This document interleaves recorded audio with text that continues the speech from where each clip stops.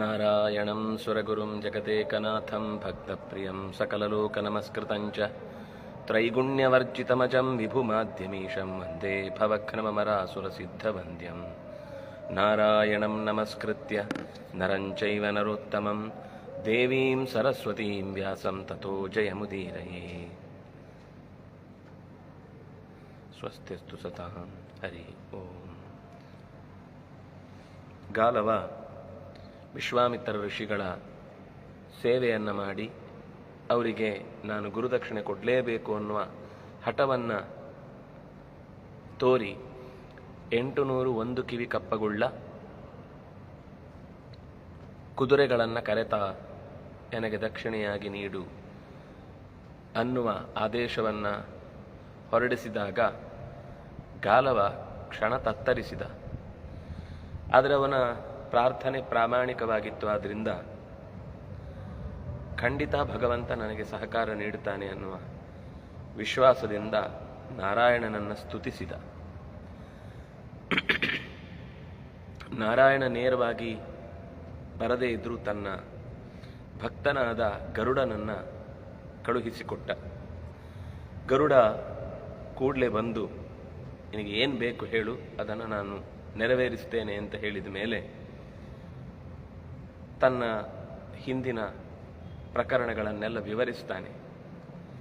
ಆಗ ಸಂತೋಷಗೊಂಡಂತಹ ಗರುಡ, ಯೋಚಿಸಬೇಡ, ನಿನಗೆ ಅಗತ್ಯವಾದ ಎಲ್ಲ ಕೈಂಕರ್ಯವನ್ನು ಕೂಡ ನಾನು ನನ್ನಿಂದ ಸಾಧ್ಯವಾದಷ್ಟು ಮಟ್ಟಿಗೆ ನಡೆಸಿಕೊಡ್ತೇನೆ, ಹತ್ತು ನನ್ನ ಬೆನ್ನನ್ನು ಅಂತ ಕೇಳಿಕೊಂಡ. ಗಾಲವ ಹಾಗೆ ಹತ್ತುವ ಮುನ್ನ ಗರುಡ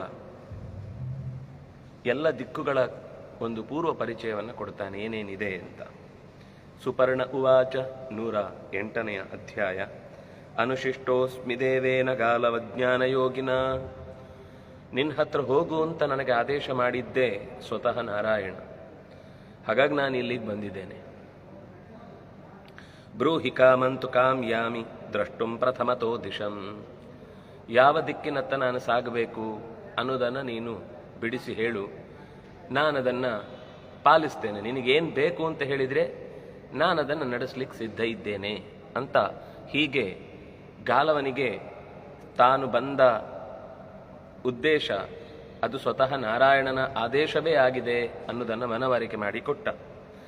ಮೊದಲು ಸಾಮಾನ್ಯವಾಗಿ ನಮಗೆ ನೋಡಬೇಕಾದ ದಿಕ್ಕು ಅಂದರೆ ಪೂರ್ವ. ಆ ಪೂರ್ವದ ಪರಿಚಯವನ್ನು ಅಪೂರ್ವವಾಗಿ ಮಾಡಿಕೊಡ್ತೇನೆ ಅಂತ ಹೇಳಿ, ಪೂರ್ವಾಂ ವಾ ದಕ್ಷಿಣಾಂ ವಾಹಂ ಅಥವಾ ಪಶ್ಚಿಮಾಂ ದಿಶಂ ಉತ್ತರಾಂ ವಾ ದ್ವಿಜಶ್ರೇಷ್ಠ ಕುತೋ ಗಚ್ಛಾಮಿ ಗಾಲವ. ನೀನು ಎಲ್ಲಿಗೆ ಹೋಗಬೇಕು ಹೇಳಿದರೆ ಅಲ್ಲಿಗೆ ನಾನು ಕರ್ಕೊಂಡು ಹೋಗ್ತೇನೆ. ಪೂರ್ವ ಪಶ್ಚಿಮ ಉತ್ತರ ದಕ್ಷಿಣದ 4 ದಿಕ್ಕುಗಳ ಅವಸ್ಥೆಯನ್ನೂ ಕೂಡ ನಾನು ನಿನಗೆ ಮೊದಲು ತಿಳಿಸಿಕೊಡ್ತೇನೆ, ಅದರ ಸ್ವಾರಸ್ಯ ಏನಿದೆ ಅಂತ. ಯಸ್ಯಾಂ ಉದಯತೆ ಪೂರ್ವಂ ಸರ್ವಲೋಕ ಪ್ರಭಾವನ. ಯಾವ ದಿಕ್ಕಿನಲ್ಲಿ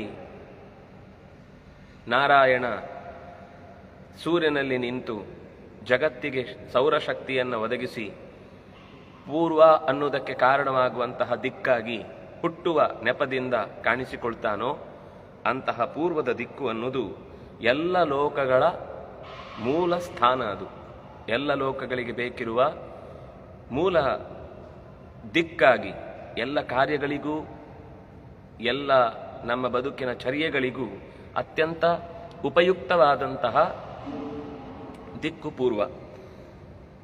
ಸವಿತಾ ಯತ್ರ ಸಂಧ್ಯಾಯಾಂ ಸಾಧ್ಯಾನಾಂ ವರ್ತತೆ ತಪಃ. ಸವಿತ್ರ ನಾರಾಯಣ ಸಂಧ್ಯಾಕಾಲದಲ್ಲಿ ಯಾವ ದಿಕ್ಕಿನಿಂದ ಎದ್ದು ಬರ್ತಾನೋ ಮತ್ತು ಸಾಧ್ಯರು ಅಂತ ಅನಿಸಿಕೊಂಡಂತಹ ತಪಸ್ವಿಗಳು ಎಲ್ಲಿ ತಪಗೈಯುತ್ತಾ ತಮ್ಮ ಬದುಕನ್ನು ಭಗವಂತನಿಗಾಗಿ ಮೀಸಲಿಡ್ತಾರೋ ಸಾಧ್ಯರು ತಪಸ್ಸು ಮಾಡುವ ದಿಕ್ಕು ಈ ಪೂರ್ವ. ಈ ಪೂರ್ವದಲ್ಲಿ ಅವರ ತಪಸ್ಸು ಅನ್ನೋದು ಅತ್ಯಂತ ವಿಶಿಷ್ಟವಾಗಿ ನಡೆಯುವಂಥದ್ದು. ಚಕ್ಷುಷಿ ಯತ್ರ ಧರ್ಮಸ್ಯ ಯತ್ರ ಚೈಷ ಪ್ರತಿಷ್ಠಿತ. ನಮ್ಮ ಕಣ್ಣಿಗೆ ಸಂಬಂಧಪಟ್ಟ ಮೂಲ ಶಕ್ತಿಯು ಕೂಡ ಇದೇ ಪೂರ್ವದಲ್ಲಿ ಸೂರ್ಯನಿಂದ ಪ್ರಕಟಗೊಳ್ಳುವಂಥದ್ದು. ಸೂರ್ಯನಿಂದ ಅತ್ಯಂತ ಹೆಚ್ಚು ನಮ್ಮ ದೃಷ್ಟಿಗೆ ಬೇಕಿರುವ ಶಕ್ತಿಯನ್ನು ಒದಗಿಸಿಕೊಡುವಂಥದ್ದು. ಕುತಂ ಯತೋ ಹುತಂ ಹವ್ಯಂ ಸರ್ಪತೆ ಸರ್ವತೋ ದಿಶಂ. ಕೃತಂ, ನಾವು ಮಾಡಿದ ಕೆಲಸಗಳನ್ನು ಪೂರ್ವದ ದಿಕ್ಕಿಗೆ ನಿಂತು ಮಾಡಿ ಸಂಕಲ್ಪ ಮಾಡುವಾಗ ಪೂರ್ವಕ್ಕೆ ತಿರುಗಿ, ಅಥವಾ ಯಜ್ಞ ಮಾಡುವಾಗ ಪೂರ್ವಕ್ಕೆ ನಿಲ್ಲಿ, ಪೂರ್ವಕ್ಕೆ ಕೂತ್ಕೊಳ್ಳಿ, ಪೂಜೆಗಾಗುವಾಗ, ಯಜ್ಞಕ್ಕಾಗುವಾಗ, ಹೀಗೆ ಏನೇ ಸತ್ಕರ್ಮಗಳನ್ನು ನಡೆಸುವಾಗ ಪೂರ್ವದ ದಿಕ್ಕಿಗೆ ಅನುಗುಣವಾಗಿ ನಮ್ಮ ಬದುಕು ಆರಂಭಗೊಳ್ಳುತ್ತೆ. ಆದ್ದರಿಂದ ಹವ್ಯ ಹುತ ನಡೆಸುವ ಎಲ್ಲ ಸಂಗತಿಗಳನ್ನು ಕೂಡ ಈ ಪೂರ್ವಕ್ಕೆ ಅನುಷ್ಠಾನ ಮಾಡುವಂಥದ್ದನ್ನು ನಾವು ನೋಡುತ್ತೇವೆ. ಏತದ್ವಾರಂ ದ್ವಿಜಶ್ರೇಷ್ಠ ದಿವಸಸ್ಯ ತಥಾಧ್ವನ ಅತ್ರ ಪೂರ್ವಂ ಪ್ರಸೂತಾ ವೈ ದಾಕ್ಷಾಯಣ್ಯ ಪ್ರಜಾಸ್ತ್ರಿಯ. ಏತದ್ವಾರಂ ದಿವಸಸ್ಯ ಯಥಾ ಅಧ್ವನಃ, ದಿಕ್ಕು ಕಾಣುವುದಕ್ಕೆ ಆರಂಭ ಆಗುವುದು, ದಿಕ್ಕು ತೋಚುವುದು ಅಂತಂದ್ರೆ ದಾರಿ ತೋರುವುದು ಅನ್ನುವುದಕ್ಕೂ ಕೂಡ ಈ ಪೂರ್ವದ ದಿಕ್ಕೆ ಆರಂಭ ಮಾಡುತ್ತೆ. ನಮ್ಮ ದಿವಸ ಆರಂಭ ಆಗುವುದು ಈ ದಿಕ್ಕಿನಿಂದ. ನಮ್ಮ ದಿವಸದ ಅನೇಕ ಚರ್ಯಗಳು, ಕೈಂಕರ್ಯಗಳು ಆರಂಭಗೊಳ್ಳುವುದು ಇಲ್ಲಿಂದ. ಆದ್ದರಿಂದಾಗಿ ಯಸ್ಯಾಂ ದಿಶಿ ಪ್ರವೃದ್ಧಾಶ್ಚ ಕಾಶ್ಯಪಸ್ಯಾತ್ಮ ಸಂಭವಾ, ದಾಕ್ಷಾಯಿಣಿ ಮೊದಲಾದಂತಹ ಸ್ತ್ರೀಯರು ಯಾವ ದಿಕ್ಕಿನಲ್ಲಿ ತಮ್ಮ 12 ಮಕ್ಕಳನ್ನು ಹೆತ್ತರೋ, ಅವಳು ಹೆತ್ತದ್ದು ಆದಿತ್ಯನನ್ನು ಸೇರಿಸಿ ಎಲ್ಲರನ್ನೂ ಪೂರ್ವದಲ್ಲೇ ಹೆತ್ತದ್ದು. ಆ ದಿಕ್ಕು ಪೂರ್ವ ಅಂತ ಕರೆಸಿಕೊಳ್ಳಲ್ಪಡುತ್ತೆ. ಅದೋ ಮೂಲಾಸುರಾಣಾಂ ಶ್ರೀಹಿ ಯತ್ರ ಶುಕ್ರೋಭ್ಯಸಿಂಚತ ಸುರರಾಜೇನ ವಿಪ್ರರ್ಷೇ ದೇವೈಶ್ಚಾತ್ರ ತಪಶ್ಚಿತಂ. ದೇವತೆಗಳು ತಪಸ್ಸು ಮಾಡಿದ ಜಾಗ, ದೇವತೆಗಳ ಒಡೆಯನಾದಂತಹ ಇಂದ್ರ ಪಟ್ಟಾಭಿಷಿಕ್ತನಾಗಿ ದೇವಾಧಿಕಾರವನ್ನು ಸ್ವೀಕರಿಸಿದ ದಿಕ್ಕು ಕೂಡ ಇದೆ.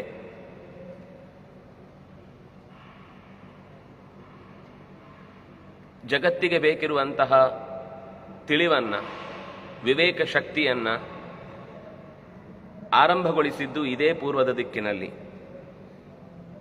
ಯಸ್ಯಾಂ ಪೂರ್ವಮತಿರ್ಜಾತ, ಮತಿ ಅಂದರೆ ತಿಳುವಳಿಕೆಯನ್ನ ತೋರುವ ವಿವೇಕ ಶಕ್ತಿ. ಈ ವಿವೇಕ ಶಕ್ತಿ ಅನ್ನೋದು ಹುಟ್ಟಿದ್ದು ಕೂಡ ಇದೇ ಪೂರ್ವದ ದಿಕ್ಕಿನಲ್ಲಿ, ಅಂದರೆ ಅದರ ಅಭಿಮಾನಿ ದೇವತೆಗಳ ಚಿಂತನೆಯೂ ಹೌದು. ಏತಸ್ಮಾತ್ ಕಾರಣಾತ್ ಬ್ರಹ್ಮನ್ ಪೂರ್ವೇತ್ಯೇಷಾದಿಗುಚ್ಯತೆ.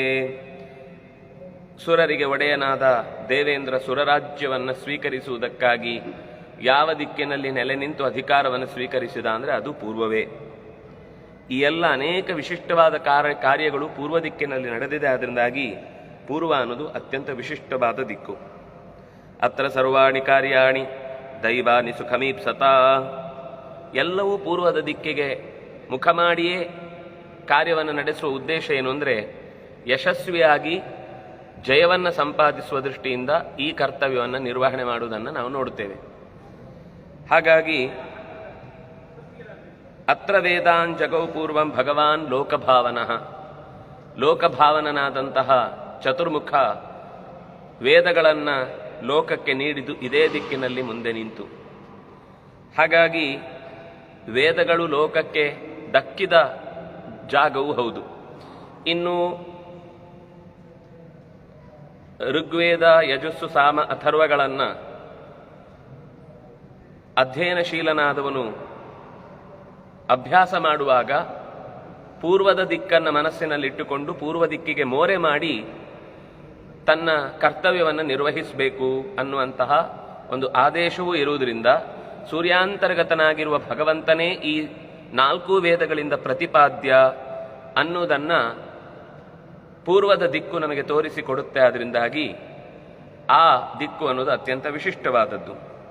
ಅತ್ರ ದತ್ತಾನಿ ಸೂರ್ಯೇಣ ಯಜುಂಶುಜಿ ಸತ್ತಮ, ಸೂರ್ಯ ಯಜುಶಾಖೆಯ ಸಂಹಿತೆಯನ್ನ, ವಾಜಸನೇಯ ಸಂಹಿತೆಯನ್ನ ಈ ಪೂರ್ವದ ದಿಕ್ಕಿನಲ್ಲೇ ಉಪದೇಶ ಮಾಡಿದ್ದು. ಈ ಪೂರ್ವದ ದಿಕ್ಕಿನಲ್ಲೇ ಸಕಲ ಶಾಸ್ತ್ರಗಳನ್ನು ಕೂಡ ಪ್ರಾಣನಿಗೆ ಬೆನ್ನು ಹಾಕದೆ ಅವನು ಮುಂದುವರಿಸಿಕೊಂಡು ಹೋಗುವಾಗ ಶುರು ಮಾಡಿದ್ದು ಇದೇ ದಿಕ್ಕಿನಲ್ಲಿ. ಇಲ್ಲಿ ಸೋಮನು ಕೂಡ ವರವನ್ನು ಪಡೆದವನಾಗಿ, ದೇವತೆಗಳು ಕೂಡ ಋತುವಿಗೆ ತಕ್ಕಂತೆ ಚಂದ್ರನ ಕಲೆಗಳನ್ನು ಪಾನ ಮಾಡಿ ತಮ್ಮ ಶಕ್ತಿಯನ್ನು ವೃದ್ಧಿಸಿಕೊಳ್ಳುವಂಥದ್ದನ್ನು ಕೂಡ ನಾವು ಇಲ್ಲೇ ಕಾಣ್ತೇವೆ. ಇದರಿಂದ ಅಗ್ನಿಯೂ ಕೂಡ ತೃಪ್ತನಾಗಿದ್ದಾನೆ, ಇದೇ ಪೂರ್ವದ ದಿಕ್ಕಿನಲ್ಲಿ ಸ್ವಾಂ ಯೋನಿಮುಪಪುಂಜತೆ ಅತ್ರ ಪಾತಾಳಮಾಶ್ರಿತ್ಯ ವರುಣ ಶ್ರಿಯಮಾಪಚ. ಇದೇ ದಿಕ್ಕಿನಲ್ಲಿ ವರುಣ ತನ್ನ ಸಂಪತ್ತನ್ನು ಪಡೆದ, ಪಾತಾಳಾದಿ ಲೋಕಗಳ ಒಡೆತನವನ್ನೂ ಹೊಂದಿದ. ಈ ದಿಕ್ಕಿನಲ್ಲಿ ಪೂರ್ವದಲ್ಲಿ ವಸಿಷ್ಠರು ತುಂಬ ಹಳಬರವರು. ಯಾಕೆಂದರೆ ಸಪ್ತರ್ಷಿಗಳಾಗಿಯೂ ಭಗವಂತನ ಪ್ರೀತಿಯ ಶಿಷ್ಯನಾಗಿಯೂ ಚತುರ್ಮುಖನ ಮಗನಾಗಿಯೂ ಬಹಳ ಕಾಲ ಭೂಮಿಯ ಮೇಲೆ ತನ್ನ ಅಗತ್ಯವನ್ನು ಯಾವ ಯಾವ ರಾಜರ್ಷಿಗಳ ವಂಶಕ್ಕೆ ರಾಜಪುರೋಹಿತನಾಗಿ ಕುಲಪುರೋಹಿತನಾಗಿ ಕಾರ್ಯನಿರ್ವಹಿಸಬೇಕೋ ಅದನ್ನು ತಪ್ಪದೆ ನಡೆಸಿದಂತಹ ಶಕ್ತಿ ಅದು ವಸಿಷ್ಠರದ್ದು. ಹಾಗಾಗಿ ವಸಿಷ್ಠರು ಕೂಡ ತಮ್ಮ ತಪಸ್ಸಿನ ಸಿದ್ಧಿಯನ್ನು ಹೊಂದಿದ್ದು ಇದೇ ಪೂರ್ವದ ದಿಕ್ಕಿನಲ್ಲಿ. ಅತ್ರ ಪೂರ್ವಂ ವಸಿಷ್ಠಸ್ಯ ಪೌರಾಣಸ್ಯ ದ್ವಿದರ್ಷಭ ಸೂತಿಶ್ಚೈವ ಪ್ರತಿಷ್ಠಾ ಚ ನಿಧನಂಚ ಪ್ರಕಾಶತೆ. ಹುಟ್ಟು ಸಾವುಗಳಿಗೆ ಒಂದು ರೀತಿಯಲ್ಲಿ ನೆಪವಾಗುವ ಎಷ್ಟು ದಿವಸಗಳ ಕಾಲ ಆತ ಬದುಕಬೇಕು ಅನ್ನುವ ಲೆಕ್ಕಾಚಾರಕ್ಕೂ ಈ ಪೂರ್ವದ ದಿಕ್ಕು ಅನ್ನೋದು ನೆಪವಾಗುತ್ತೆ. ಓಂಕಾರಸ್ಯಾತ್ರ ಜಾಯಂತೆ ಶ್ರುತಯೋ ದಶತೀರ್ದಶ ಪಿಬಂತಿ ಮುನಯೋ ಯತ್ರ ಹವಿರ್ಧೂಮಂ ಸ್ಮ ಭೂಮಿಪಾಃ. ಓಂಕಾರ ಇದೇ ಪೂರ್ವದಲ್ಲಿ ಆವಿರ್ಭವಿಸಿದ್ದು. ಶ್ರುತಯೋ ದಶತೀರ್ದಶ, ಸಂಸಾರದ ಚೌಕಟ್ಟು ಕೂಡ ಇದೇ ದಿಕ್ಕಿನಲ್ಲಿ 10 ದಿಕ್ಕುಗಳನ್ನು ಕೂಡ ಆಶ್ರಯಿಸಿ ಆರಂಭಗೊಂಡದ್ದು ಇಲ್ಲಿಂದಲೇ. ಅಷ್ಟೇ ಅಲ್ಲ, ಮುನಿಗಳು ಯಜ್ಞದ ಮೂಲಕ ಭಗವಂತನಿಗೆ ಆಹುತಿಗಳನ್ನು ಸಮರ್ಪಿಸುವಾಗ ಯಜ್ಞದ ಹೊಗೆಯನ್ನೇ ಕುಡಿದು ತಮ್ಮ ಬದುಕು ನಡೆಸುವಂತಹ ಧೂಮಪಾಹ ಅನ್ನುವ ಋಷಿಗಳ ಒಂದು ದೊಡ್ಡ ಗುಂಪಿದೆ ಈ ಪೂರ್ವದ ದಿಕ್ಕಿಗೆ ಮೋರೆ ಮಾಡಿ ತಪಸ್ಸು ಮಾಡುತ್ತಾ ಇರುವಂತಹ ಋಷಿಗಳು. ಅವರಿಗೆ ಹೆಸರೇ ಧೂಮಪಾಹ ಅಂತ. ಕೆಲವರು ಮರೀಚಿಪಾಹ, ಕೆಲವರು ಧೂಮಪಾಹ, ಕೆಲವರು ಸೋಮಪಾಹ, ಕೆಲವರು ಅಪ್ಪಾಹ. ಅಪ್ಪಾಹ ಅಂದರೆ ನೀರೇ ಕುಡಿದು ಬದುಕುವಂಥವ್ರು, ಕೆಲವರು ಧೂಮ ಕುಡಿದು ಬದುಕುವಂಥವ್ರು, ಕೆಲವರು ಸೂರ್ಯನ ಕಿರಣಗಳನ್ನು ಕುಡಿದು ಬದುಕುವಂಥವ್ರು. ಹೀಗೆ ಅನೇಕ ಜನ ಅನೇಕ ಥರದ ಪಾನವನ್ನು ಮಾಡುತ್ತಾ ಆಹಾರಕ್ಕಾಗಿ ಅಷ್ಟು ಒತ್ತು ಕೊಡದೆ ತಮ್ಮ ಜೀವನವನ್ನು ಸಾರ್ಥಕಪಡಿಸಿಕೊಳ್ಳುವಂತಹ ವ್ಯವಸ್ಥೆಯನ್ನು ಅವರು ಹೊಂದಿದ್ದಾರೆ.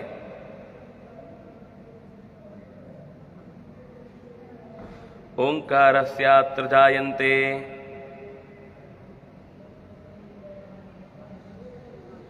ಶ್ರುತಯೋ ದಶತೀರ್ದಶ ಪಿಬಂತಿ ಮುನಯೋ ಯತ್ರ ಹವಿರ್ಧೂಮಂ ಸ್ಮ ಭೂಮಿಪಾಃ. ಅಷ್ಟೇ ಅಲ್ಲ, ಇನ್ನೂ ಅನೇಕ ಋಷಿಮುನಿಗಳು ಇಲ್ಲಿ ಆ ಸೂರ್ಯನ ದಿಕ್ಕಿನಲ್ಲಿ ನಡೆಯುವ ಯಜ್ಞದ ಪ್ರೋಕ್ಷಣೆಯನ್ನು ಮಾಡಿಕೊಂಡು ವರಾಹಾದ್ಯ ಮೃಗೋವನೆ ಶಕ್ರೇಣ ಯಜ್ಞಭಾಗಾರ್ಥೇ ದೈವತೇಷು ಪ್ರಕಲ್ಪಿತಾ. ಈ ದಿಕ್ಕಿನಲ್ಲೇ ಓಡಾಡುವಂತಹ ಕೆಲವು ಪ್ರಾಣಿಗಳನ್ನು ಯಜ್ಞದಲ್ಲಿ ಆವಾಗ ಇದು ಆ ಅಂಧಕಾಲದಲ್ಲಿ, ಇವತ್ತಿನ ವಿಷಯದಲ್ಲಿ ಕಾಲಬಾಧಿತ ಅನ್ನೋದನ್ನು ಶಾಸ್ತ್ರಕಾರರು ಒತ್ತು ಕೊಟ್ಟು ಹೇಳ್ತಾರೆ. ಆದ್ದರಿಂದ ಇದು ಪೂರ್ವದ ದಿಕ್ಕಿನಲ್ಲಿ ಓಡಾಡುವಂತಹ ಕೆಲವು ಪ್ರಾಣಿಗಳ, ಯಾಕೆಂದರೆ ನಮಗೆ ಒಂದು ಕಥೆ ಗೊತ್ತಿದೆ, ಗಣಪತಿಯ ತಲೆಯನ್ನು ಉತ್ತರಕ್ಕೆ ತಿರುಗಿದ ಆನೆಯ ತಲೆಗೆ ಜೋಡಿಸುವಂತ. ಅಂದರೆ ಆ ರೀತಿ ಆ ಪೂರ್ವದ ದಿಕ್ಕಿಗೆ ನಾವು ತಲೆ ಮಾಡಿ ಮಲಗುವುದಿರಬಹುದು, ಅಥವಾ ನಮ್ಮ ಕೈಂಕರ್ಯಗಳನ್ನು ಆ ದಿಕ್ಕಿಗೆ ಅನುಗುಣವಾಗಿ ಜೋಡಿಸಿಕೊಳ್ಳುವುದಿರಬಹುದು. ಇದೆಲ್ಲದಕ್ಕೂ ಒಂದು ಸುಂದರವಾದ ಅರ್ಥ ಇದೆ ಅಂತ ಗೊತ್ತಾಗುತ್ತೆ. ಪ್ರೋಕ್ಷಿತ ಯತ್ರ ಬಹವೋ, ಅನೇಕ ಯಜ್ಞದ ಸಾಮಗ್ರಿಗಳಿಂದ ಅದರ ತೀರ್ಥವನ್ನು ಅಥವಾ ಅಲ್ಲಿ ಬಳಸಿದ ಯಾವುದೇ ಪದಾರ್ಥವನ್ನು ನಾವು ಮೈ ಮೇಲೆ ಸ್ಪರ್ಶಿಸಿಕೊಂಡಾಗ ಅದರಿಂದಾಗಿ ಯಜ್ಞದ ಭಾಗಕ್ಕಾಗಿ ದೇವತೆಗಳನ್ನು ಗಟ್ಟಿಯಾಗಿ ಶಕ್ರ ಇದನ್ನು ಸ್ವೀಕರಿಸಿ ಅಂತ ಬೆನ್ನು ಹಿಡಿದಾಗ ಹೇಗೆ ದೇವತೆಗಳು ಅದನ್ನು ಪೂರ್ವದ ದಿಕ್ಕಿನಲ್ಲೇ ನಿಂತು ತಮ್ಮ ಆಹಾರವನ್ನು ಸ್ವೀಕರಿಸಿದ್ರೋ ಆ ಜಾಗ ಅನ್ನೋದು ನೀನು ಈಗ ಹೊರಡಬೇಕು ಅಂತ ಅಂದುಕೊಂಡ ಮೊದಲ ದಿಕ್ಕು. ಅಲ್ಲಿಗೆ ನಾನು ಇಷ್ಟು ಜಾಗಕ್ಕೆ ನಾನು ಕರೆದೊಯ್ಯಬಲ್ಲೆ. ಏತದ್ವಾರಂ ತ್ರಿಲೋಕಸ್ಯ ಸ್ವರ್ಗಸ್ಯ ಚ ಮುಖಸ್ಯ ಚ ಏತತ್ಪೂರ್ವೋ ದಿಶಾಂ ಭಾಗಃ ವಿಶತೋ ಅತ್ರ ವಿಧೀಯತೆ.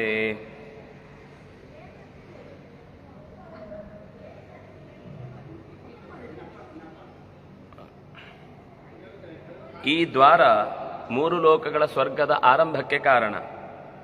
ಅಲ್ಲಿಂದಲೇ ಸುಖ ಮೊದಲಾಗುತ್ತೆ. ಈ ಪೂರ್ವದ ದಿಕ್ಕು ಅನ್ನೋದು ವಿಷಾವೋ ಯತ್ರ ಅತ್ರ ಯದೀಚ್ಛಸಿ. ಒಂದು ವೇಳೆ ನೀನು ಅಪೇಕ್ಷೆ ಪಟ್ಟು ಆ ದಿಕ್ಕಿನ ಎಲ್ಲ ಮಂದಿಯನ್ನು ಪರಿಚಯಿಸಿಕೊಂಡು ಯೋಗ್ಯನಾದ ವರ ಸಿಗ್ತಾನೆ ಅಂತನ್ನೋದನ್ನು ನೀನು ವರಿಷ್ಠನಾಗಿ ಆಲೋಚಿಸ್ತೀ ಅಂತಂದರೆ ಅದನ್ನು ನಾನು ತೋರಿಸ್ತೇನೆ. ಪ್ರಿಯಂ ಕಾರ್ಯಂ ಹಿಮೇತಸ್ಯ ಯಸ್ಯಾಮಿ ವಚನೆ ಸ್ಥಿತ ಬ್ರೂಹಿ ಬಾಲವ ಯಸ್ಯಾಮಿ ಶೃಣು ಚಾಪ್ಯತರಾಂ ದಿಶಂ. ಇದರಲ್ಲಿ ಯಾವ ದಿಕ್ಕಿನ ಕಡೆಗೆ ಹೋಗಬೇಕು ಅದನ್ನು ನೀನು ತಿಳಿಸ್ಬೇಕು. ನಾನು ಒಂದೊಂದು ಕೇಳಿ ಆದ್ಮೇಲೆ ಇದು ಬೇಡ, ಇದು ಬೇಡ, ಇದು ಬೇಡ ಅಂತ ನೀನು ಎಷ್ಟು ಸರ್ತಿ ಬದಲಾಯಿಸಿ ಕೇಳಿದ್ರು ನಾನು ಅದರ ಬಗ್ಗೆ ವ್ಯಥೆ ಪಡುವನಲ್ಲ. ಆದ್ರಿಂದಾಗಿ ಆ ವಿಷಯದಲ್ಲಿ ತಲೆ ಕೆಡಿಸ್ಕೊಳ್ಬೇಕಾದ ಅಗತ್ಯ ಇಲ್ಲ ಅಂತ ಹೀಗೆ ಹೇಳಿ ತನ್ನ ವಿಶಿಷ್ಟವಾದ ಪೂರ್ವ ಸಿದ್ಧತೆಯ ಪರಿಚಯ